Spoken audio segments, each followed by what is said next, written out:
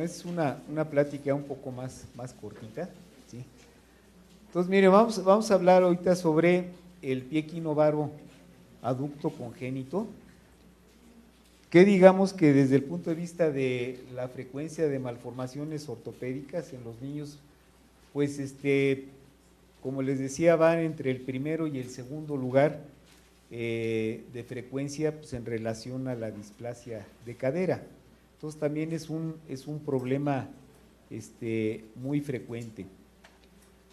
¿Cómo lo podríamos definir? O sea, realmente es una alteración desde el punto de vista de la postura del pie, que tiene que ver con una alteración del alineamiento normal y que afecta varias articulaciones del pie, tanto la astragaloescafoidea, la calcáneo-cuboidea, la subastragalina, y el problema es de que esta alteración se mantiene fija por los tejidos blandos, que obviamente están alrededor de estas estructuras óseas y que tienen que ver pues con las cápsulas articulares, con los ligamentos de las articulaciones y en un momento dado incluso con las estructuras tendinosas o músculo-tendinosas que van a mantener la deformidad. Podríamos decir que desde el punto de vista clínico se puede clasificar en dos grandes grupos. El pie equinovaro idiopático, o sea que es el que aparentemente no tiene una causa que lo esté produciendo. De hecho es la mayor parte de ellos, y que generalmente es un pie que clínicamente está con deformidad, pero es un poco más flexible. Y el pie equinovaro teratológico es el que, como la caderita teratológica, pues también acompaña habitualmente a malformaciones múltiples. Puede haber alteraciones inclusive en la forma de los huesos y que habitualmente se manifiesta por ser un pie más rígido y que generalmente da más problema desde el punto de vista de tratamiento.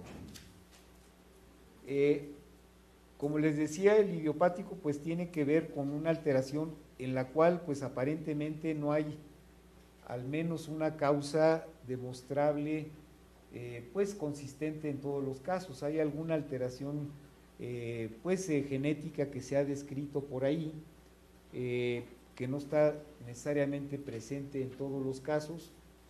En algunos de ellos también puede haber antecedente familiar, que sí aumenta el riesgo de que se presente también en la descendencia, pero inclusive en muchos de estos casos no se ha logrado identificar alguna alteración, incluso muscular propiamente dicha, ¿no?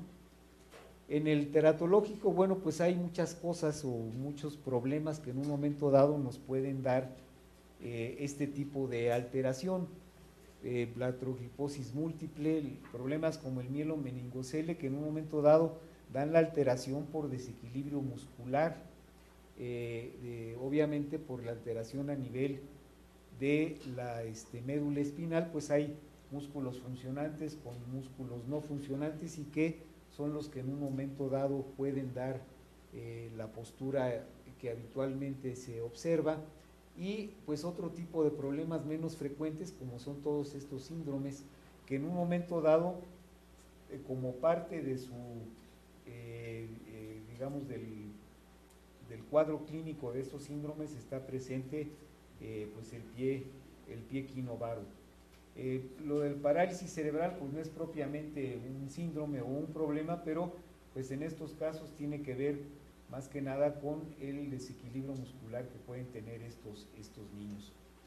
En cuanto a la incidencia, pues es un poco menos frecuente que la displasia de cadera, pero sigue siendo muy común. También es de lo más frecuente de motivo de ingreso, sobre todo para tratamiento. Y aquí en México es de alrededor 1 por cada 800 nacimientos, y aquí por algún motivo es más frecuente en los niños, no con tanta diferencia como la displasia de cadera, pero sí es más común en los niños varones, pues más o menos en una proporción de 2 por 1, y otro aspecto importante es que el 50% puede ser también un problema bilateral. Las causas de esto, en realidad, como les decía, en muchos casos no está muy bien determinado.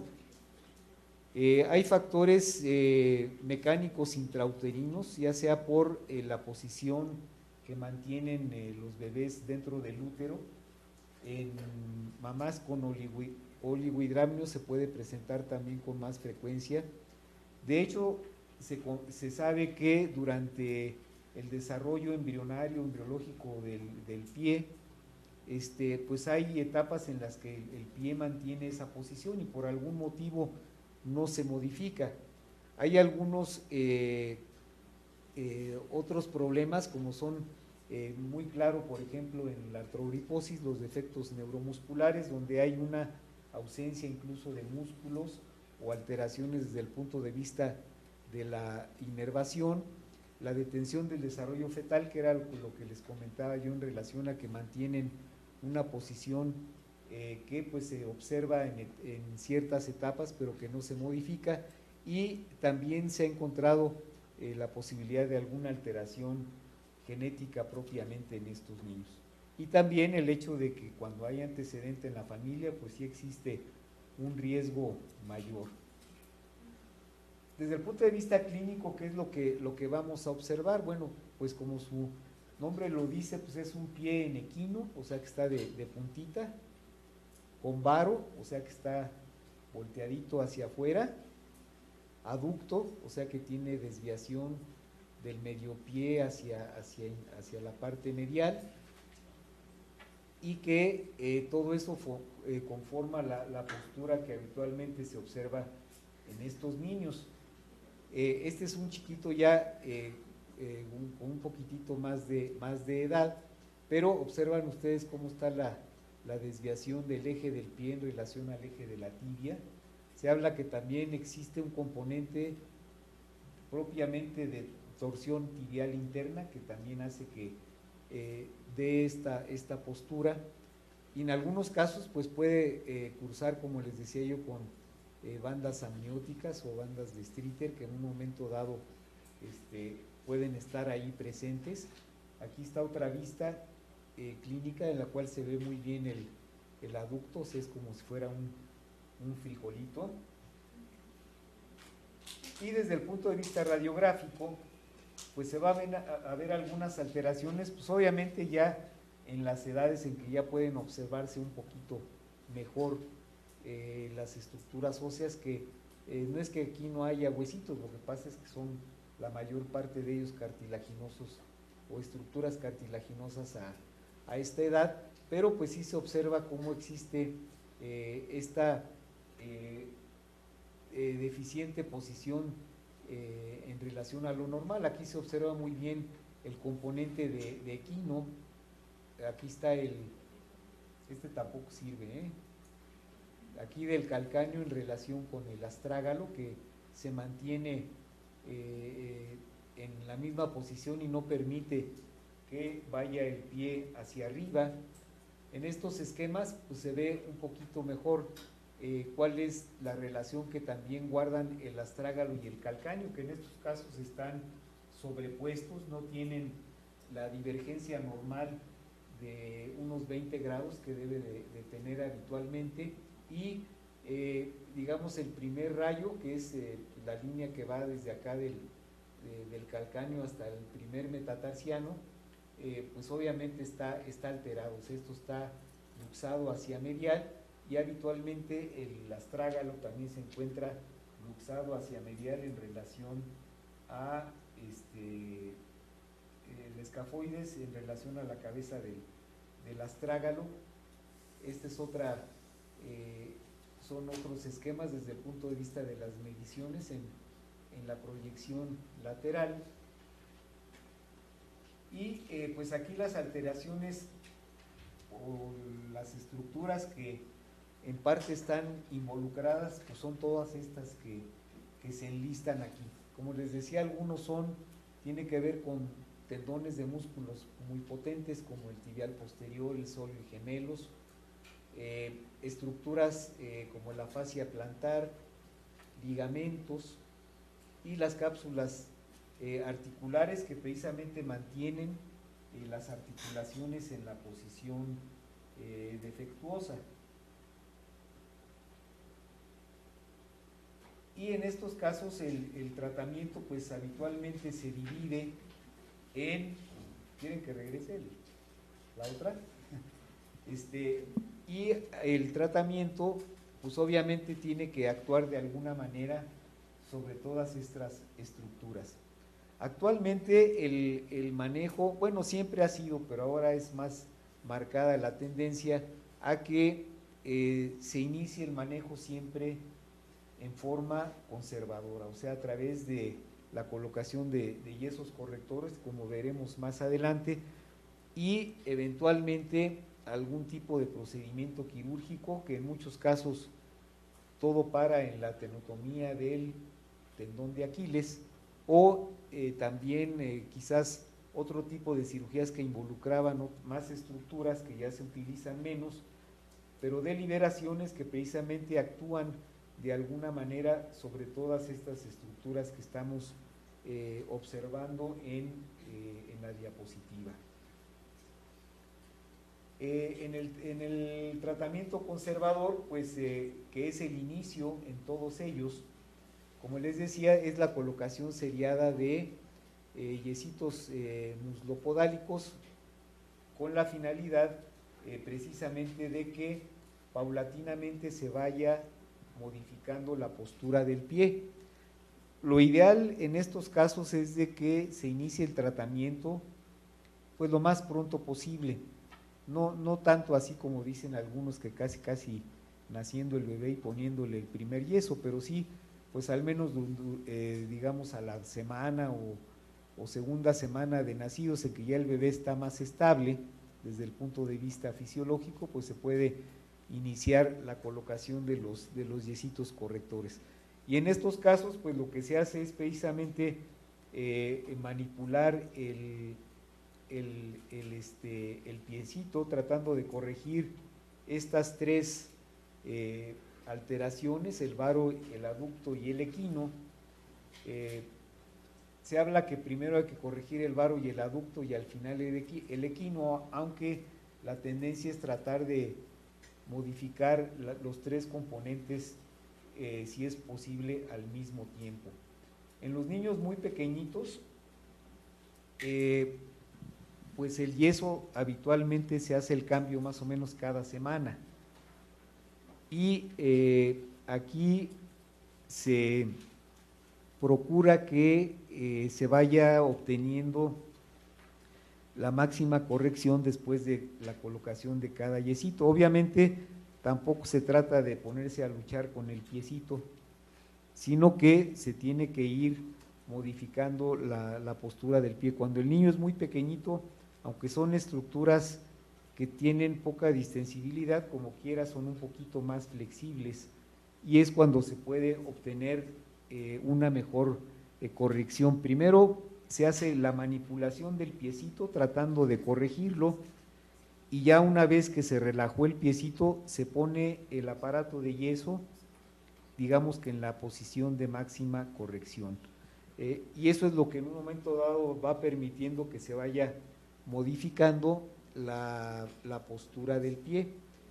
El yeso generalmente se pone hasta el muslo con la finalidad, primero el hecho de que en un bebito de estos, si no le ponemos un componente en el muslo, se les va a salir el yesito. Es muy difícil de moldear en estas edades los aparatos de yeso, pero además lo que es muy importante es de que, ¿se acuerdan que comentábamos que puede haber cierto componente de torsión tibial interna? Entonces, con el yesito hasta el muslo y con flexión de 90 grados de la rodilla, sí podemos digamos, ir corrigiendo o evitando esa torsión tibial interna. Entonces, por eso es importante ponerlo en esa posición. Entonces, ahí ven cómo se va corrigiendo paulatinamente. Ahí es como queda un yesito después de colocado. Y como les decía, el tratamiento quirúrgico ha variado de alguna manera. Actualmente, en la mayor parte de los casos, después de la colocación de los aparatos de yeso, generalmente con 3 o 4 yesos se logra bastante corrección. Habitualmente lo que va a quedar pendiente es el tendón de Aquiles contracturado. Entonces, actualmente lo que se hace es hacer una tenotomía, o sea, un corte del tendón a nivel del tobillo, y con eso generalmente se termina la corrección y se coloca un aparato de yeso, aparte de los que ya se habían puesto, pues por espacio de unas entre 4 y 6 semanas. El tendoncito ese que cortamos se vuelve a formar solito. Pues en realidad no hay necesidad de hacer una elongación por cetaplastía o algún procedimiento de ese tipo, sino que a través del peritendón se forma nuevamente el tendón de Aquiles, y ya con la longitud pues necesaria para que se mantenga la corrección.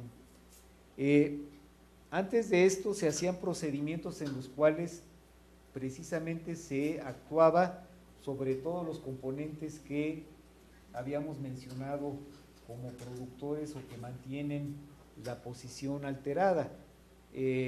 Estos procedimientos en general se les llamaba o se les llama liberaciones posteromediales, o sea, en las cuales hay precisamente la situación de que se va actuando sobre todas estas estructuras, elongando tendones, abriendo cápsulas articulares, con la finalidad precisamente de liberar las estructuras óseas y ponerlas en la posición funcional adecuada. Digamos que si ustedes observan, vean la posición del piecito, inclusive aquí está la rótula, o sea que sí hay cierto componente de torsión tibial, y esto pues de acuerdo a la técnica pues generalmente se hacía con 1 o 2 incisiones, la liberación de todas estas estructuras. Es una cirugía bastante extensa, vean aquí cómo están aislados, aquí el paquete neurovascular tibial posterior, aquí está el flexor propio y algunos otros tendones, y que en un momento dado se alargan y se abren las cápsulas articulares con la finalidad de reorientar los huesecitos que en un momento dado pues se fijan con algún clavillo. El criterio de hacer las cirugías tan extensas fue cambiando con el tiempo, porque en los resultados a largo plazo pues había cierto porcentaje de recidiva, cirugías extensas, y que en un momento dado pues potencialmente tienen algunas complicaciones. Actualmente con el método de la colocación que se llama el método de Ponseti, con la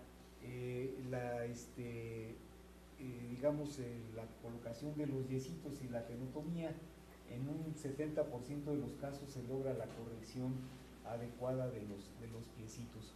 Siempre queda la posibilidad de que en algunos de ellos, bueno, pues que se tenga un regreso del problema, o que no se haya obtenido una corrección adecuada, pues existe la posibilidad también quirúrgica de corregirlos. En esta situación que comentábamos, pues vean, ya después de la colocación de los yesitos, pues el pie está bastante alineado.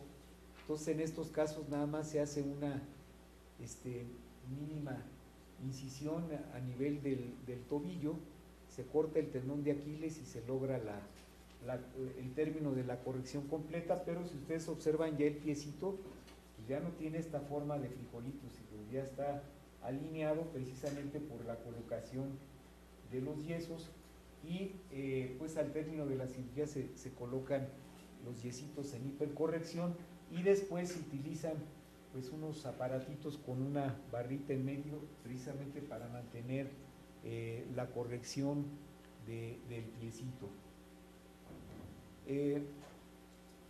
Cuando es el manejo conservador, bueno, pues después de la colocación de los yesos y demás, pues hay quienes recomiendan el seguir utilizando algún tipo de férula en la noche, ya sea una férula de plástico o estos zapatitos que comentamos con la barrita en medio, el utilizar calzado sin tacón y mantener terapia física. Aquí un aspecto importante es de que en estos niños el hecho de que se alcance o se obtenga la corrección completa en estas edades tempranas no quiere decir que se va a mantener esa corrección a través del crecimiento.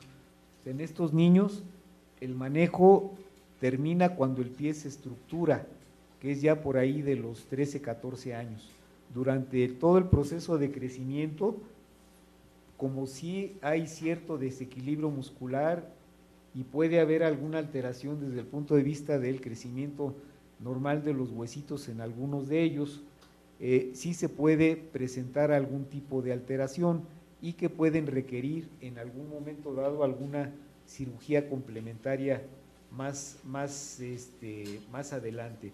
Esto pues es nada más lo que se hace en los niños en los cuales se hace el tratamiento quirúrgico, sobre todo el que se hacía anteriormente, utilizando algún tipo de ortesis como estas, por ejemplo.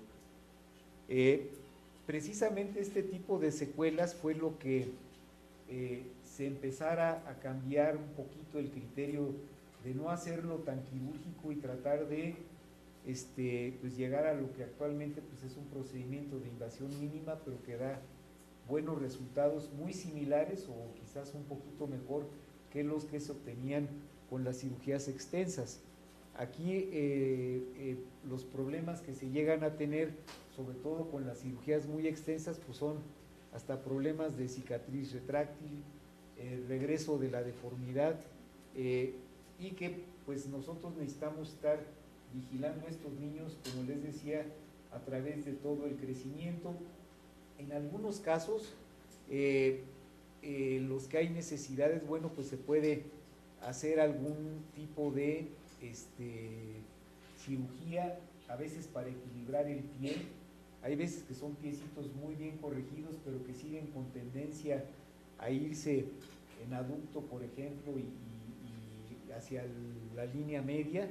Entonces, a veces en esos niños se hace alguna transferencia tendinosa del tibial anterior, por ejemplo, para equilibrar el piecito, y eventualmente pues se puede llegar a hacer algún otro tipo de procedimientos más complicados. Esto que estábamos comentando pues es sobre todo en los niños pequeños. Ya en los niños más grandecitos pues es en los cuales a veces hay que hacer algunas veces procedimientos un poquito más extensos. Entonces, pues aquí también lo ideal pues es de que el manejo en estos niños pues se inicie lo antes posible y que además se le dé el seguimiento a través del crecimiento, que es lo más importante. Ok, gracias. ¿Alguna pregunta? Pacientes los que se asocia a pie lumbar con, por ejemplo, mielomeningocele, ¿el tratamiento quirúrgico suele ser definitivo o tienden a recurrir? O sea, en estos niños sí se corrige, pero hay que ser precisamente más cuidadosos porque ya sabemos que va a tender más a recurrir, porque sí hay un claro desequilibrio muscular. Pero actualmente inclusive los niños con alteraciones en los piecitos con mielomeningocele se sigue el mismo protocolo de cirugía de mínima invasión, pero sí en estos niños hay que ser más estrictos desde el punto de vista del uso de ortesis y todo eso a través del crecimiento, porque obviamente sí van a tender a recidivar. ¿Alguna otra cosa?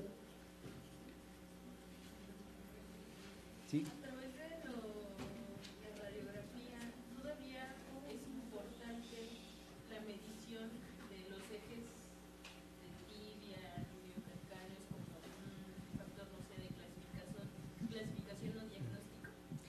Bueno, miren, esa es una muy buena pregunta porque eso ha dado pauta para mucha discusión en cierta forma, ¿no? Porque sobre todo con el manejo actual, pues a veces no hay una restitución total de precisamente la relación que debe de tener radiográficamente los huesecitos del pie. Sin embargo, es un pie que clínicamente está corregido y es muy funcional, ¿no? Y sobre todo cuando se empezó a hacer más extensamente el procedimiento de Ponseti, esa era una de las de los peros, pudiéramos decir, ¿no? El hecho de que pues no en todos los casos se llega realmente a una normalización desde el punto de vista de las mediciones en relación a un pie normal. Pero quizás por eso no se insiste tanto ya actualmente en el aspecto de la corrección radiográfica, pudiéramos decir, ¿no?